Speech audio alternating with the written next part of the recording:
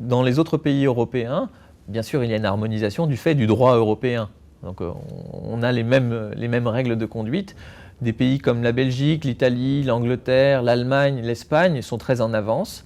D'autres suivent, je pense aux pays de l'Est, et commencent à rattraper un retard aujourd'hui de façon très rapide. Ça passe par des formations, ça passe par une culture groupe, ça passe par de l'information au quotidien, ça passe par des règles très strictes et par du reporting. Nous avons été parmi les premières entreprises à signer la charte de la diversité en France et nous incitons nos filiales également à le faire.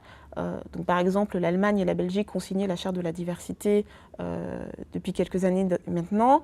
Et notre filiale italienne a été à l'initiative de la création de la charte diversité. Nous avons créé dès 2006 en France des observatoires de la diversité et de la cohésion sociale qui impliquent des représentants de la direction du personnel, mais aussi des représentants du personnel, donc des syndicats, et des collaborateurs volontaires. Et nous avons dupliqué ces observatoires de la diversité dans un certain nombre de pays, tels que par exemple la Belgique, l'Espagne et bientôt certainement l'Allemagne. Et ces observatoires ont pour objectif de déployer la politique sur le terrain à travers des actions concrètes et à travers un système de reporting.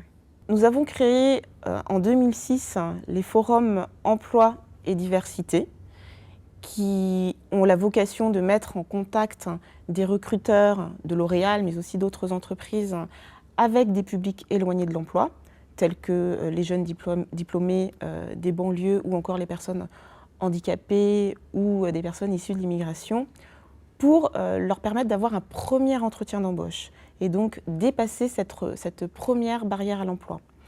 Ces forums emploi et diversité ont été reconnus par la Commission européenne comme bonnes pratiques et nous avons voulu les dupliquer dans certaines de nos filiales. Donc l'Italie a été la première à prendre à bras-le-corps ce type d'action et ça fait maintenant 2 ans que la filiale organise avec le ministère de l'égalité des chances italien, mais aussi avec des associations de défense des communautés, des forums qui ont lieu sur une journée et qui permettent ce rapprochement entre des recruteurs et des jeunes diplômés éloignés de l'emploi.